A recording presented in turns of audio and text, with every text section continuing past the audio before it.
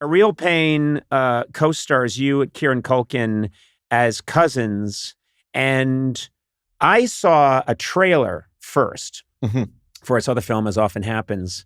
And the second I saw you and Kieran together, I was just, oh, this is going to be great. Oh, thanks. Because I adore both of you. I think you're both fantastic actors, but you also both play very well different registers. And the two of you play these cousins who in many ways could not be more different. And it's for a movie that has a lot of dark and meaningful subtext, you two are so funny and real together. Oh, thanks. It's really beautiful. Yeah, it's funny because I hadn't really seen his work ever. I mean, really, I just had this instinct that there was no one else on the planet who could do it. I met him at an audition for this movie Adventureland. I was already cast in the movie and he came in to audition for it. And in the audition, he literally grabbed my nipples and twisted them. It was in the script. In the script, he was supposed to punch me in the balls. And a lot of actors are coming in and no one touched me that day because it was auditions, you know what I mean? Right. And yet Kieran punched me in the balls and then grabbed my nipples, twisted them, and was so brilliantly funny in the audition that he didn't even get the role. But he actually wasn't cast. But I remember he left. Wasn't cast because he sexually assaulted. Yeah. There was a hold. He had to do a little time. He had to go away for a bit. And Screen Actors Guild, they do take you back after a probatory period. But anyway, he left the room and the director and I turned to each other. I was like, that was unbelievable. This guy is amazing. And that was in 2009, I think. And I just had this image, I think in my unconscious, or this feeling of being around a guy who's so funny, who's so magnetic, and who doesn't kind of give a shit about, at that point, being polite or being the obsequious auditioning actor of so happy to be here. And a guy who just immediately manhandled me. And it's kind of what the movie is. In the movie, I pay for the trip. I have the family. Well, let's lay it out for people sure. Just because, I never like to give too much away, but it is a really lovely movie and like a tone poem, but also it's a travel story. It's the story of two cousins that you're taking this very meaningful trip. Your grandmother, who she in survived the story, the war. She survived the camps. Right. She in Poland, and she managed to survive. And so you guys are coming back as part of this tour to tour Poland, see some of the sites. You visit a concentration camp, and then you go to see the home where she lived. And this all sounds very heavy. And appropriately, there are moments like that, but it's also, you're two guys who are very different. You used to be much closer. Right. You've taken very different paths. Right. And he is so good. You're so good at being, in a kind of Felix and Oscar way, you're so good at being very high strung and trying to hold it all together, and very responsible. And he is so irresponsible in these very funny ways. And I was watching this movie thinking, well, there can be more movies where you two, I mean, you two characters can do anything. Because it's just going to be funny, but there's also, it's real. It's very meaningful. That's so nice of you to say. And actually, the original script was set in Mongolia. I was 30 pages into the script of these two guys going to Mongolia to visit an old friend. You're the new Hope and Crosby. They're going to do travel, you just look it up, kids. Exactly. It's a really good reference. Yeah, next week we're going to the Orient, But it was basically and so I had this great dynamic, and then the movie, this Mongolia script was not going well. And this is kind of funny, but the script was not going well. I was 30 pages into the script, and an ad popped up on the internet for Auschwitz tours, and then in parentheses, with lunch. Jesus. Oh my God. That's what it said? Auschwitz, parentheses, with lunch? No, Auschwitz tours. Auschwitz tours, yeah. With lunch. Yeah. With lunch. I know, I'm getting it. I know.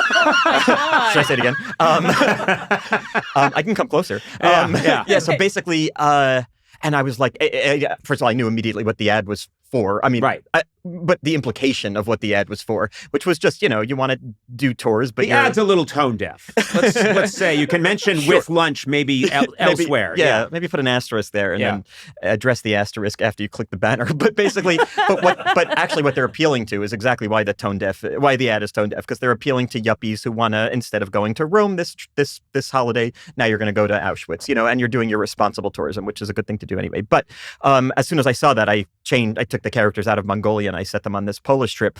But that was really the feeling, is like you could drop these characters in anywhere, in any scene, and it will still be amusing. And so, like what you said, like they're going to all of these places fraught with, the history of trauma.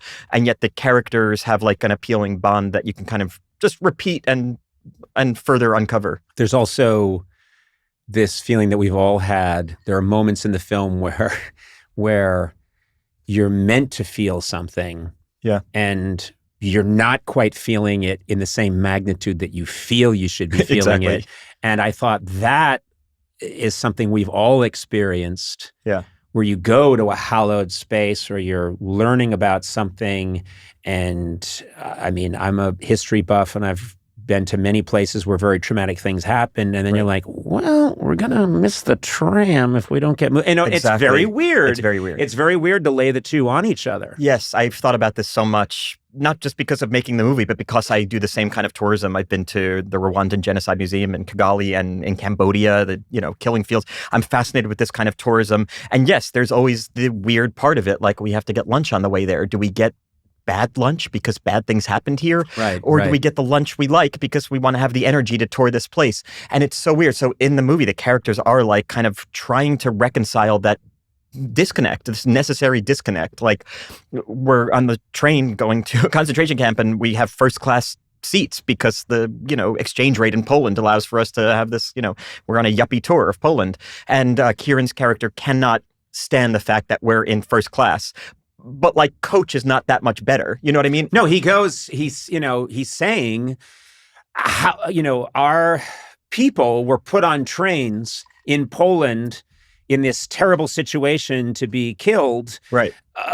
And here we are 70 years later on a train with really cushy seats, eating this fancy meal in first class. This isn't right. And he goes storming off to go to another class. Yeah. And one of the characters yells out, "It's not going to be that much worse." There. And so to me, the beauty of the film is when you can kind of dance on a knife's edge between the darkness, but also the humanity that is, people are imperfect. We don't always feel exactly what we're supposed to feel.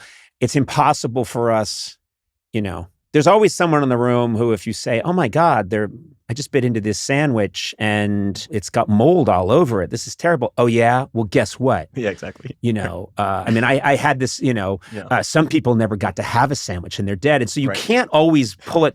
No, I still want the good sandwich. Right. I don't want mold on my sandwich. I'm sorry that someone else didn't get a sandwich 800 years ago, but God damn it, I want the good one. Yes, but also, what if you did also have this kind of residual guilt that other people didn't have the sandwich and your moldy sandwich is not something to even have pity for?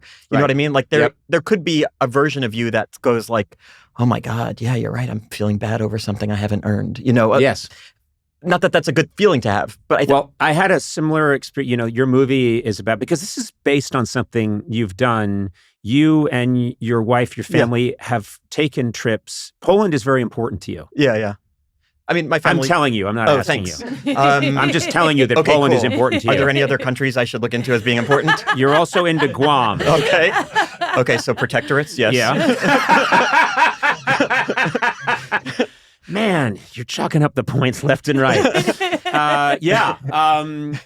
But I mean, I know that that's something that reflects part of your life. Yeah, exactly. Like the house we filmed the movie at, that the characters wind up at the end of the movie, is the house my family lived in up until 1939. And my wife and I kind of took this trip, but not on like a guided tour, and went to all these cities. And all the stories that the characters tell are basically just stories from my family. I just, insert them in these kind of, fictionalized ways.